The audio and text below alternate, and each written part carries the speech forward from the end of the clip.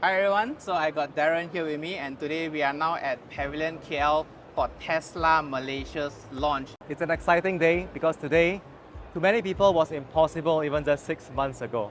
Tesla launching as the first fully owned foreign car company. Tesla building their first supercharger station downstairs so quickly, exceeding everyone's expectations. So a lot of people are skeptical, a lot of people are triggered by Tesla being here, and that's a good sign because it means that change is happening in the industry. And today we have Model Y launch. I think it starts at 199,000 ringgit. Performance version is about 288,000 ringgit. I think that brings me to my first question, right? We have this car, I think it would be considered as a premium range. It's not really a luxury range. To me, luxury range is about 500,000-600,000 ringgit, but premium range, we are at the bench where we are talking about BMW, Mercedes A-Class and also borderline C-Class. Why should any audience or why should any drivers pick Tesla Model Y as compared to like Continental brands? The first reason is because we are both Tesla shareholders, so we're clearly biased towards Tesla. The first real reason is safety. There is no car that is safer than a Tesla Model Y. It's an EV that's very hard to flip. The hardware and software are designed by the same company, so everything works best. The 8 cameras protect your loved ones in the cabin. Many people around the world have had accidents with Teslas. They survive. Even falling down a cliff. You've seen in the news earlier this year in the US. Even if the car dies, the people inside are more important. That's priceless. Number 2, it's a really fun car to drive. Even if you don't care about sustainability, even if you don't care about being green, you want the best car. Teslas are a fun car to drive. When you get a chance to test drive the Model Ys in Malaysia, and they'll let you know very soon. Once you floor the accelerator and try it once, it's very hard to go back. It's almost like you've been playing at for gamers, 100 milliseconds ping to now 0 ms ping. It's for people who use smartphones, right? Like ProMotion, for Apple fans like us. You can't go Going back. from 30, 60 to ProMotion, you cannot go back. That's so it's a fun car to drive. And lastly, the third one, it's actually great value for money. Model Y is one of the cheapest in the world in Malaysia. Top 5 cheapest in the world. In fact, our Model Y for the same configuration is 50,000 ringgit cheaper than Thailand. It's insane. It's 4 times cheaper than the Model Y price in Singapore when I'm living in right now. Not just because of taxes, but because the base price is lower here. The ongoing costs, you don't pay for petrol, your loved one don't have to smell the petrol, you don't have to deal with the risk of driving in a vehicle that is literally an internal combustion engine. So you hope that the combustion stays internal and doesn't go external. The facts remain as while you see some headlines about EV fires or Tesla fires, for every 1 Tesla fire, there's probably 100 ICE car fires that go unreported. But the National Safety Statistics has it. So those are my 3 reasons why you should get a Model Y. But people always say, but petrol, I just go into petrol station, 2 minutes, pumped in, just pay 60, 70 ringgit for a full tank, that's all. But this one, the main concern that a lot of people would have asked is, what if now we have an influx of a lot of EVs already? BYD Atto 3, we got Kia EVs, and then now Tesla is coming in. But then when I look left and right, although some malls, they do install charging points, and then also you can look at some petrol stations, we have charging points. Will there be a concern that I wouldn't be able to charge my car? And even if I have to wait, how long would I have to wait? I see 2 problems there. One, why pay 60 to 70 ringgit on petrol when I can pay 20 to 30 ringgit on charging? Malaysians value a good deal. Second, you cannot put an ICE petrol station in your house. You can put an EV charging station in your house. If you live in landed property, you live in semi-D, you have a charger at home. You never need to go to a petrol station unless you want to go to the Mesra shop to buy snacks, you want to use the toilet, or you want to pump air for your tires. If you live in a condo, it's tougher. But you can go either work with team members who join the condo leadership, get wall chargers installed. Many condo owners have done it. There is a community of Tesla owners, the biggest one called My EVOC, Malaysia EV Owners Club, who will share with you guidance and ideas on how you can get your condo installed. And even worst case, you do not have this, you may argue, but malls have so many BYDs or other brands already charging there. Another place that EV chargers are growing a lot are offices. Most of us go to office. Your office is for your company employees only. And it means you have a direct voice to the landlord. Some of you, your companies own the office. And many offices are now building a lot more EV chargers. Not just because it helps the employee, but it helps the company's sustainability mission. Look at how much excitement there is. Tesla just opened up to the public and you can see everyone coming behind us to check out the Model Y. Alright, so let's say, assume I want to buy it today or even after watching this video. Yeah. We know that the base price is 199,000 ringgit for Model Y. But there's a lot of upgrades there. You got different paint coatings, you got full self-driving. Let's take it one at a time. What do you think is worth the upgrades? And should I even go for performance or even the long-range version? If you're mainly like more than 80% of the time driving within a city, the rear-wheel drive is good enough for most people. The rear-wheel drive is one of the most popular variants around the world, precisely because of the price value, 199,000 ringgit. If you're someone who likes road trips, you like to balik kampung, or you want to go to Penang regularly to visit your family, you're making about 3 to 4 road trips a year. To me, the best value is the Model Y long range. That's about 250k. It gives you an extra 100 kilometers of range, not just more range, it gives you faster acceleration. So it's easier takeover, easier reaction in emergencies. Performance is for those who truly want the full-on sports luxury experience. Usually less than 5% of people will order the performance. And if you are someone who's thinking about performance, you're not thinking about price anymore already. What's the difference in terms of performance and the base model? The base model has an acceleration about 6.7 seconds. You'll find the link in the video picture here. The performance version is the fastest SUV in Malaysia, 3.7 seconds. You are going to beat most sports cars here. Your SUV will beat most sports cars, 3.7 seconds, 0 to 100 acceleration. So that's one. The second is the range. Performance and long range have about 100 kilometers more range than the rear-wheel drive. The rear-wheel drive is around 400 plus km. The performance and long range about 500 plus km. So you decide what works best for you. So for me, I feel that 533 km, correct me if I'm not mistaken, is that one of the longest range an EV in Malaysia have? It is one of the longest. There are some other brands that are also going good long range, like the Hyundai Ioniq 6, also about 500-600 km range. That's pretty good. Now, the longer the EV range, the more battery weight you are carrying. So your car may be less efficient as well. So it's always a trade-off. Another thing to consider is, we like the idea of like 600-700 km range. However, most humans in most road trips will stop around the 200-300 km mark for toilet break, makan break, children break, or the stretch. And so if you are charging yourself, your car can do a short top-up as well. Most R&Rs have a charger.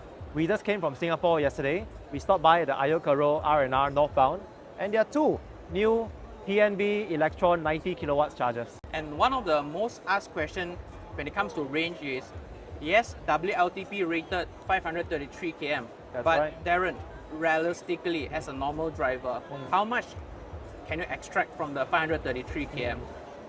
So to answer that, some context, even ICE cars have a WLTP range, and you don't always hit that WLTP range because those are ideal driving conditions, no start-stop traffic.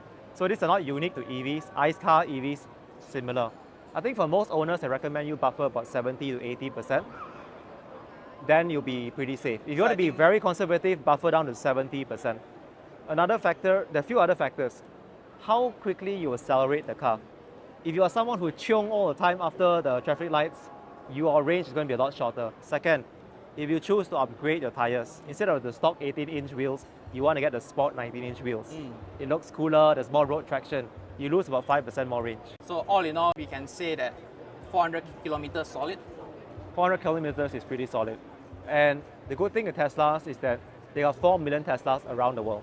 So you may have a friend, a cousin, a colleague, whether it's in US, Canada, Australia, who've driven it for years, and they can tell you what sucks about it and what doesn't. There's good data points to validate. People want a trusted product. So a lot of people will say, oh, Model Y is new in Malaysia, it's a new car. But it's not a new car in the world. Model Y has been around for at least 3 years worldwide. So let's talk about the upgrades. We have full self-driving upgrades at 32,000 ringgit. Yeah. And also, I think, if I'm not mistaken, the second most expensive, 16 or 15,000, there's Autopilot. What's the difference? Autopilot. Enhanced Autopilot. What's the difference, and should I go for full self-driving? All Teslas come equipped, free of charge, with Autopilot. That is the basic suite of safety functions to keep your car one of the safest cars you can drive. If you want some additional technology, you want a bit more smartness, the next tier is like going from bronze to silver, enhanced autopilot. What does it do for you? It helps you to lane change automatically. Okay. You put a turn signal left, it changes lane to the left once there are no obstacles. Second, it allows you to park, auto park. So you see a well-marked parking lot, you click a button, the car park for you. You don't need to do anything. Is this working fully in Singapore? Oh, this park, right? Yeah. There are nuances. It doesn't work in every single car park. If it's not well marked, if it's dark, it doesn't work all the time. How So about the lane switching one? the problem for the motor park is consistency. When it works, it's amazing, but sometimes it doesn't show up. Lane switching is pretty straightforward. It works most of the time. Okay. And the third thing you get is smart summon. You can Smart summon summon. your car, but in Southeast Asia, it's not as good as US right now. You got to be pretty close to your car. Usually this is not a technology problem, it's a government regulation problem. They don't want your car to be 1 kilometer away and then you summon. Because people think, what if someone use it for mischievous things or knock someone down. So that's the mid tier, the silver tier. Then the full tier, full self-driving is like the gold tier. You pay a lot more for it. 32,000, yes. Most people don't need it because what we have in US, the one that you watch all these YouTube videos, people say, wow, point-to-point driving. Yeah. We don't have that in Southeast Asia yet. That full self-driving that we have right now is a very old technology. Even in China? Do That's they have? right. Don't have. No. They are hiring beta testers, employee, staff, contractors to test in a few markets like China, Japan, Korea, Thailand, Australia first. So actually in Southeast Asia, the first market that will launch full self-driving, the new one, the beta one, will be Thailand. To me, I would recommend holding on to it. You can always get it later. And again, this 32K ringgit, it's a lot of upfront money to pay. Why don't you wait until a subscription model comes in? I'll say for vast majority of Malaysians, they don't need to pay for these upgrades. If you are a techie, if you are someone who is already buying the Mac Studio or Mac Pro, you are going to get it without anyone telling you. And price is not your primary concern. So word of advice from a Tesla enthusiast, go for the enhanced autopilot. I think that's the value for money. And if you're already paying 200, 300,000 ringgit for such a smart car already, I think it's worth it to make it like the smartest it can be with an enhanced autopilot.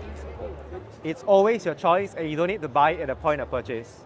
Maybe you say, I need to save up a bit more first. You can always get it 1, 2, 3 years later. It doesn't matter. It's literally a software update. That's the beauty about Tesla. Okay, so Darren, just a very quick fire before we end this entire thing. We have a few questions from my Instagram stories. So let's just quickly do a short one.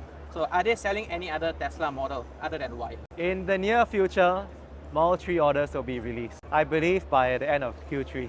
And will other car brands be allowed to use their Tesla superchargers? Yes, in fact, it's a requirement as part of Tesla coming into Malaysia, where at least 1/3 of all of Tesla's chargers will be open to non-Tesla EVs. That means if you're driving a BMW iX, you can charge in those designated stalls. However, the majority of stalls will still be exclusive to Tesla owners. So there's still a huge benefit owning a Tesla. When will FSD Beta estimated to be ready for Malaysia or arrive in Malaysia? I'll say at this rate, with the order numbers coming in, with the supercharger status, with the government support, opening a headquarters in Cyberjaya that Tesla just announced today, within 2 years. Within 2 years. Yes, I'm confident. Because Thailand is going to come by next year already. And when do you think FSD Beta will be landing in China? By next year. By next year. They are working in the government very hard behind the scenes. So 2024, if China is having FSD Beta, maybe by 2025, 2026, Malaysia would have it out. That's right. In fact, the irony is Malaysia may have it first before Singapore gets it. That's good news for us, okay? And will there be any hope for Gigafactory in Malaysia? It's an interesting time. I personally believe that Giga Thailand would make the most sense for Southeast Asia. Many people believe in Giga Indonesia. However, Malaysia does have a good track record of auto manufacturing. With the government support that they've given to Tesla, with Tesla's regional headquarters in Malaysia, the chances have now went up for a Giga Malaysia. I'll give it, so to answer that question, I'll give it about a 33% chance. I'll say it's fair big game right now between these three countries. Okay, I think Malaysia as a market is technically still small compared to Thailand and Indonesia. So I agree with you, Thailand makes more sense at the moment. So if Gigafactory Thailand is ready, then maybe Giga Malaysia would have a better chance after that. So just to wrap up this entire session, I know there's a lot of people surrounding us already. They want to chase us off already. So Darren, as a Singaporean, or should I say as a Tesla investor, how do you feel about this entire launch in Malaysia? And will it benefit neighboring countries like Singapore as well.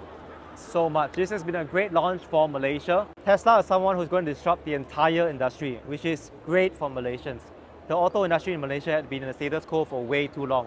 The way it worked, the way of the ownership structure, that has been given for granted. And now the whole industry is almost like shaking. They have to react to Tesla. That's crazy. Just now we had a group of 8 of us down the Tesla supercharger taking photos. Do you see 8 people going to any other charging station taking photos? Cars were stopping in front of it. It's gathered the excitement of Malaysians. It's going to help Thailand, it's going to help Singapore, it's going to help every other neighboring country, because most countries kiasu, right? Yeah. They want to be number 1, but they can only be number 1. And right now, Malaysia is kicking ass. Well done, Team Malaysia. So one last thing, Tesla to the Mars. Tesla to the next outside the Milky Way. All right, that's all. Thank you everyone for watching. Like and subscribe, and also please subscribe to Darren's YouTube channel. I'll put it over here for you guys. Thank you, Darren. Thank you so nice much. chatting with you. Likewise, thank you for inviting me to your Bye, channels. guys. Yeah. Bye bye.